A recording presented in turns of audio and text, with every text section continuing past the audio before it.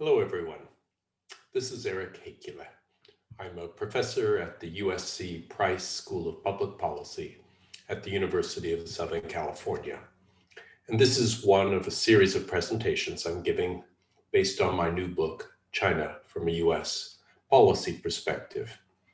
Today, I'm going to talk about China from a US defense policy perspective, beginning with the recognition that the US is really in a unique position globally in terms of its command of the commons. So the US is really the single outstanding superpower.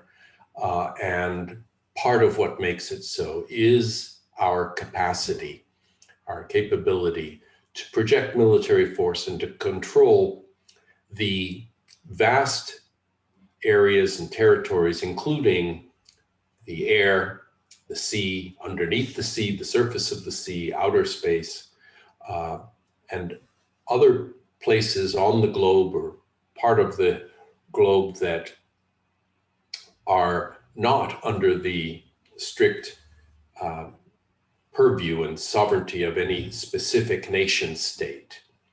And this has important advantages for the US in terms of its ability to project force where and when needed. Another way to look at this extraordinary capability that the US has is through this graph prepared by Brooks and Wilforth that lays out 14 different facets of military capability. Some having to do with air, some having to do with sea, some with space, and then infrastructure that would support this vast operation. And so it compares 6 countries, 6 major powers. And with respect to all 14 of these facets, the US, as you can see here, is absolutely dominant. If we blow up that middle part a bit, you can see the other 5 countries where Russia stands out here in terms of its capabilities. No doubt a legacy of the Soviet era. But this again would reinforce this proposition that the US is uniquely positioned globally in terms of its military capacity.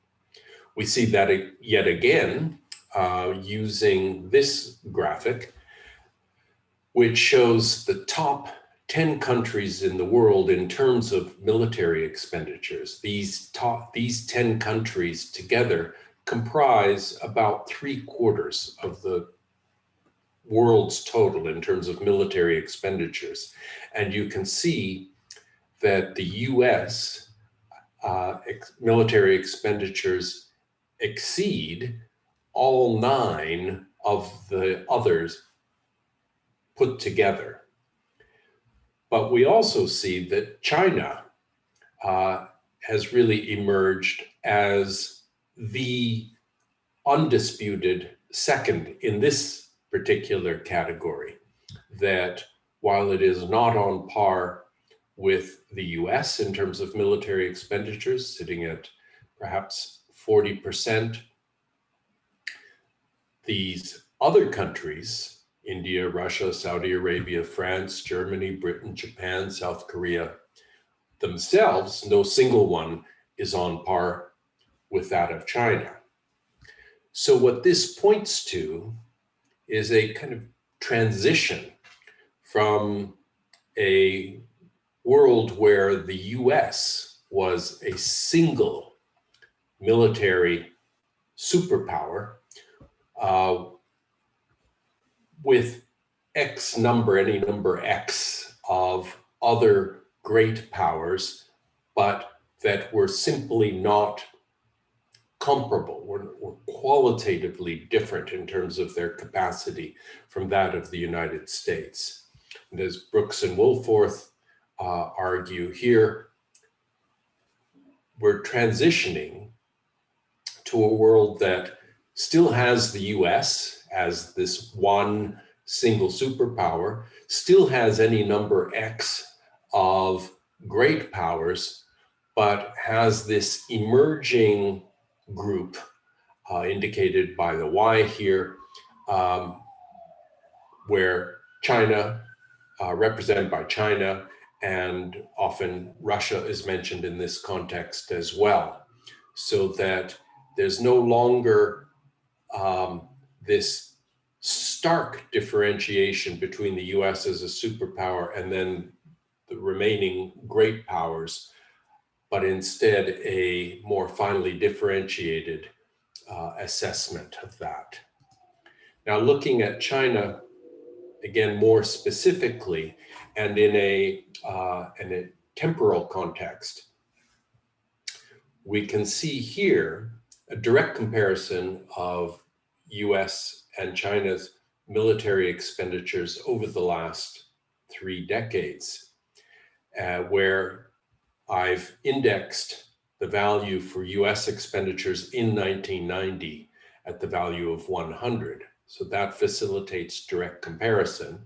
So we can see, for example, that 3 decades later, more specifically by the year 2018, compared to 1990 values, US military expenditures were only about 13% larger than they were in real terms, constant dollar terms, than they were 3 decades ago.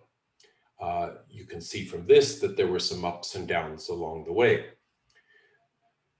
China, in contrast, its military expenditures started out in 1990 were scarcely visible in these terms. There's 3.7% of what US military expenditures were in 1990.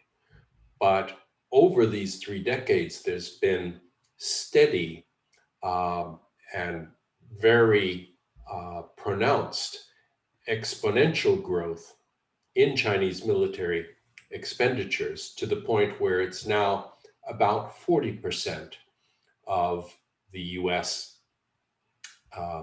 corresponding US values. So from this perspective, it may look as though China is being quite aggressive militarily in terms of its investing in its capacity. But we can put this into more some additional perspective by looking at GDP as well between China and US over this same period, and using this same convention whereby I index the value for the US in 1990 at 100, and everything else is scaled accordingly. So we can see promptly from this that over these 3 decades, US GDP, total GDP in constant dollar terms, has just about doubled over these 3 decades. China's GDP, on the other hand, has increased by about 14-fold. So China's is increased by about 14-fold during the same period that US economy GDP has doubled. So it's still, China's GDP is still significantly less than the US, but the trend is clearly one of catching up. China's GDP now rests at about 60% of that of the US.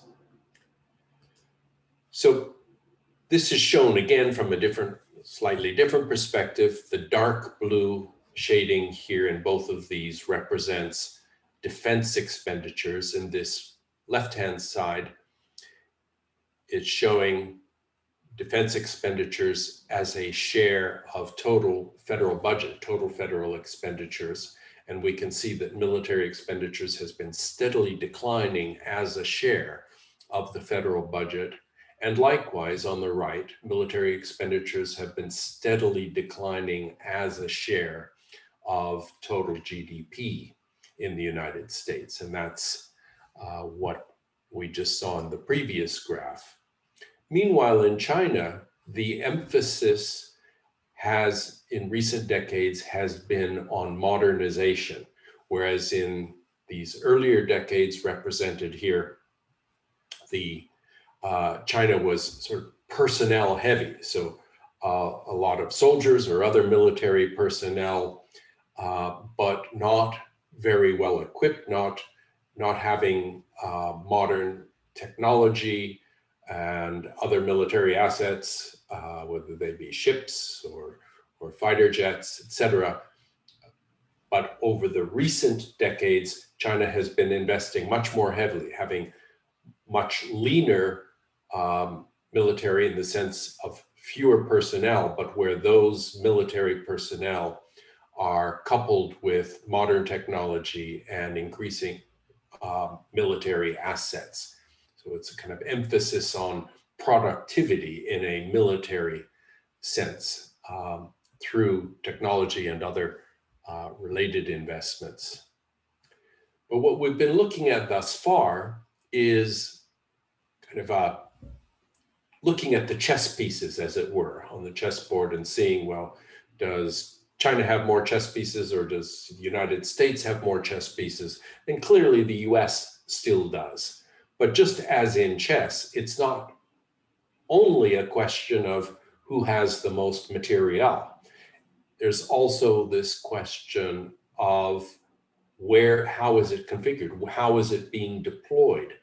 And in this context, it's important to think about how China and the US might find themselves engaged militarily in military conflict with each other, even though that's something we clearly don't want, something that China presumably and clearly does not want. But just as in planning for natural disasters or pandemics, while we might hope that these never arise, it's prudent to plan for the worst case contingency. If a pandemic hits, we want to be prepared. If an earthquake hits, we want to be prepared. Likewise, if it were to come to the point that China and US were to come into conflict militarily, it's important for us to plan for that eventuality and to be prepared for it. So if military conflict were to occur, it's highly likely that it wouldn't be off the shores of California or in South America someplace or in Africa or in Europe. If direct military conflict between China and the US were to occur, it's much more likely to be within China's own backyard, as it were, to be right much more proximate to China. And that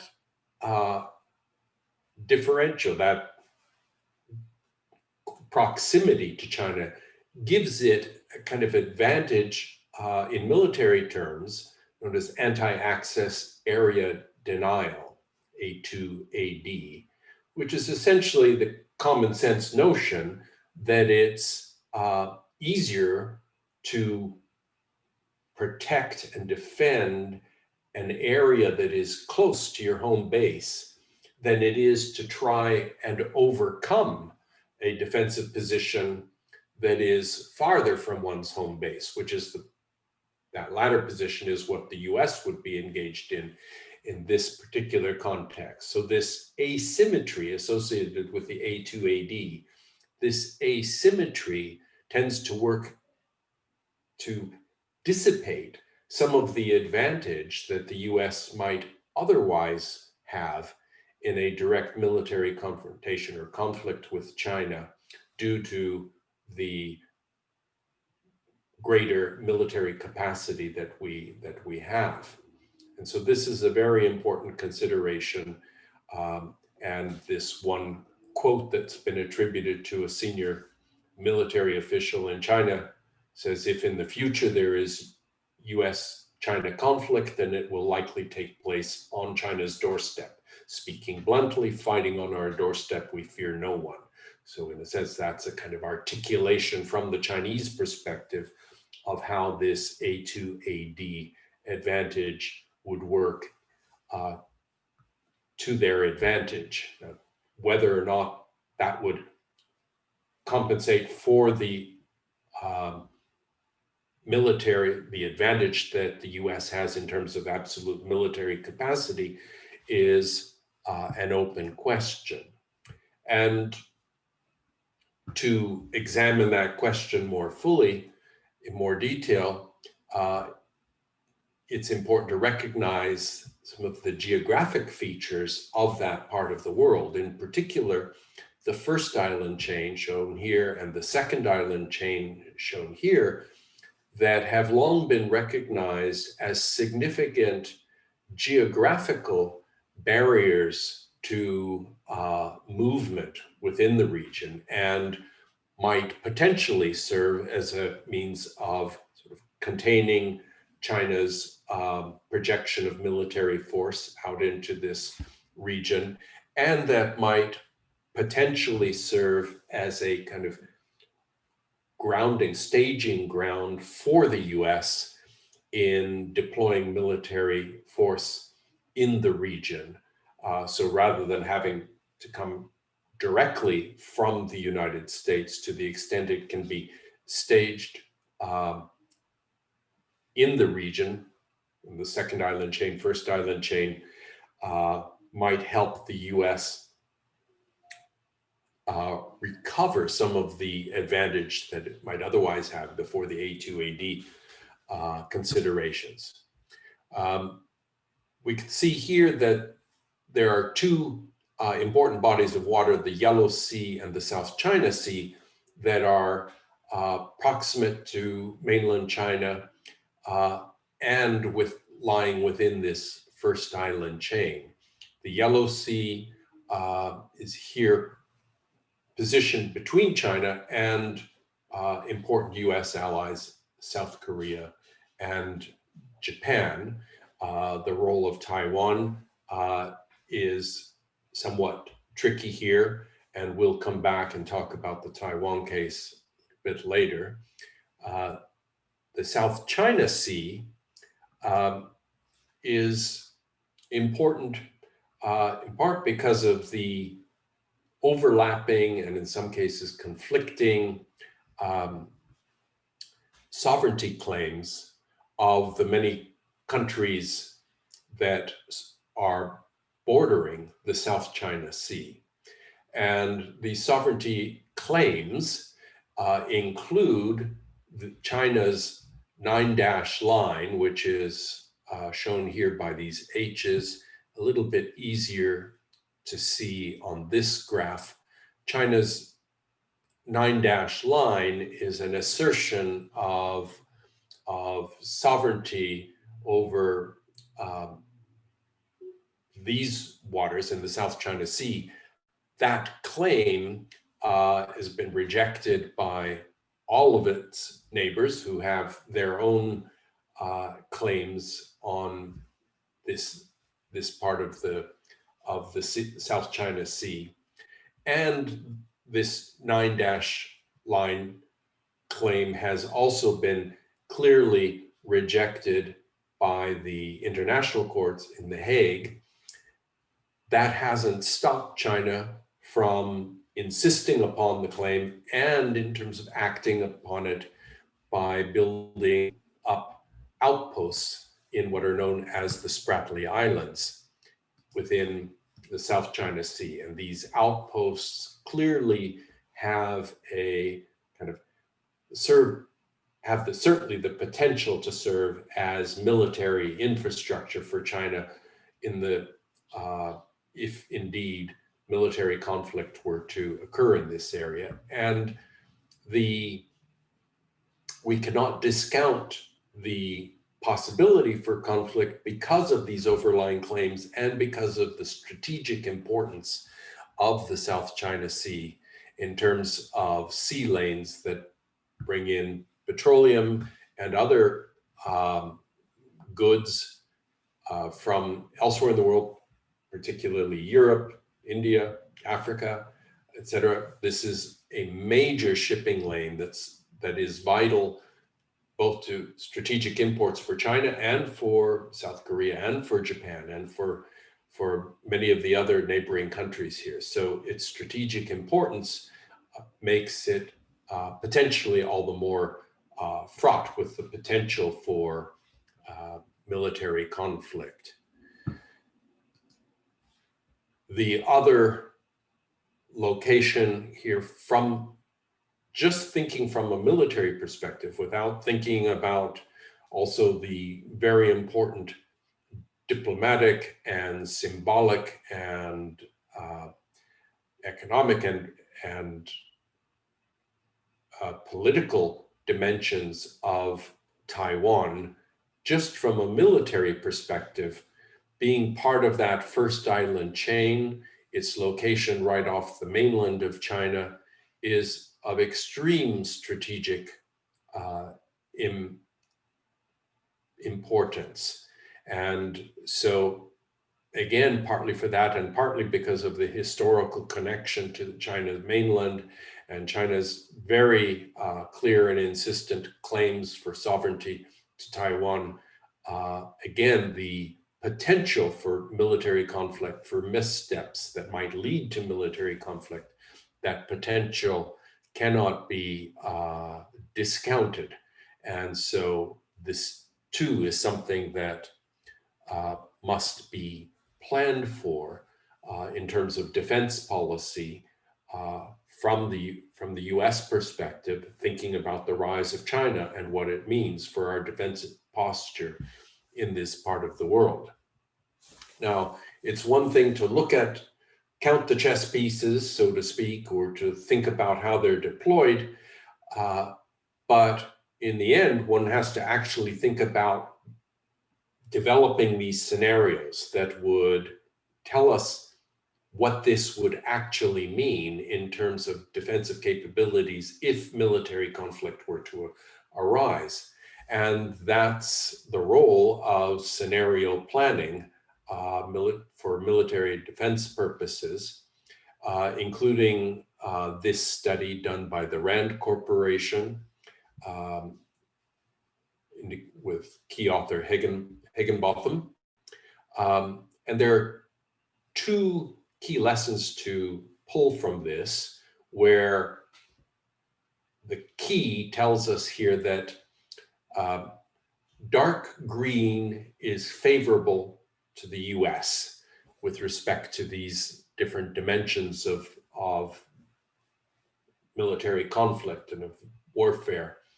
And darker green is more favorable to the US. The farther away we are from dark green, the less favorable it is for US perspective and the more favorable, therefore, from the Chinese perspective. And the two key lessons to draw from this are, first, that the US advantage is clearly much stronger in the context of a potential Spratly Islands conflict than a Taiwan conflict scenario. And the reason for that, of course, is that of geography.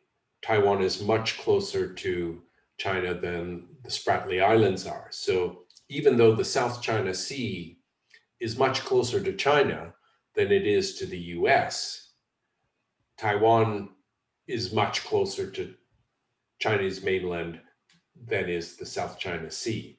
And so that A2AD advantage works more strongly in China's favor in the context of a potential Taiwan conflict. And that's why we see less of that dark green on the left-hand scorecard than we do on the right-hand scorecard.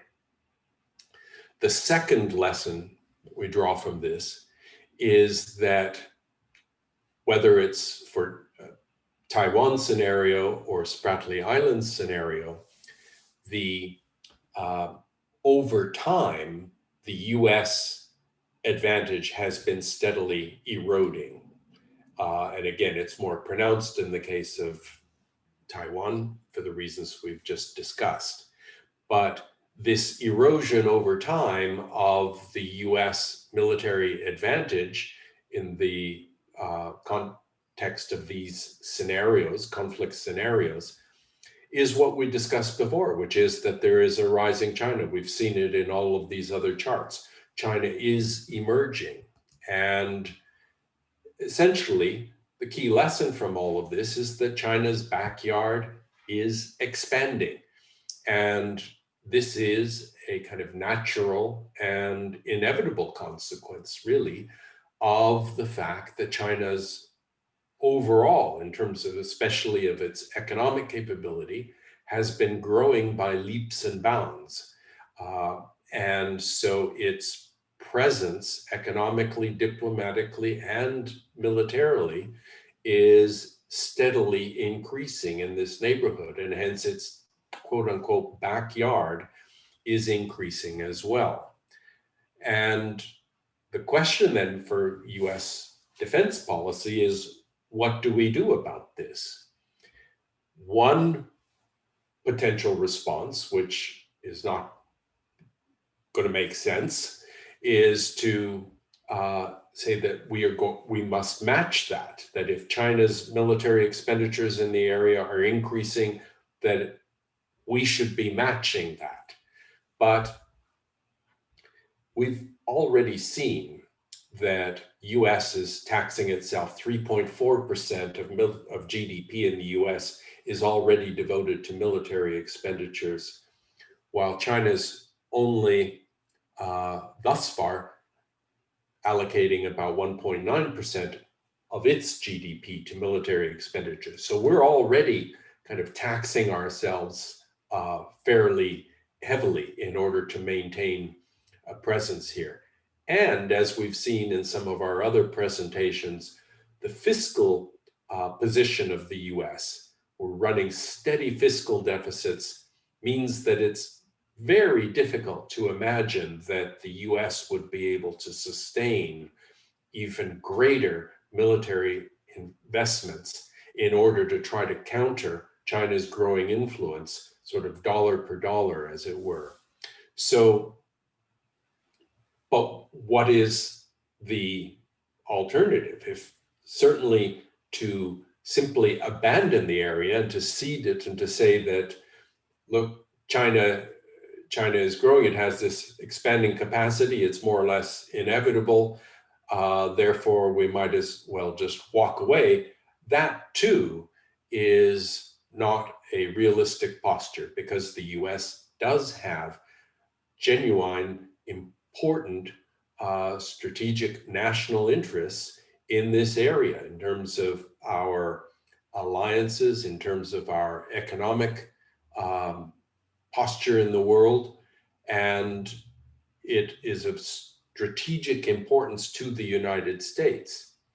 So some kind of intermediate policy is clearly called for.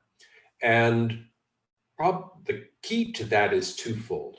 One is this kind of repositioning or pivoting that has been discussed in several recent administrations, where the idea is that even if we're not increasing military expenditures significantly as a whole, the US may look to refocus, to reposition more of its assets in this important part of the world, which of course would mean at the expense of other parts of the world, such as the Middle East and elsewhere, where again, we have important strategic interests. And then finally, it emphasizes here the importance of our alliances. While we have some formal alliances in the areas with countries like Japan, with Australia, etc., and very close military ties, for example, with South Korea. And there are other countries which may not have formal alliances with the US, but nonetheless may be worried themselves about China's growing dominance in the area economically and militarily, and would welcome some means of looking to counter that military presence. So how the United States works with allies here diplomatically in order to ensure that from a defense position, our capabilities economically and militarily are utilized to the maximum extent, that we make the most of the resources that we do deploy towards this. These alliances are key. And so the next presentation I'll give is looking at China from a US foreign relations perspective. So thank you for joining me.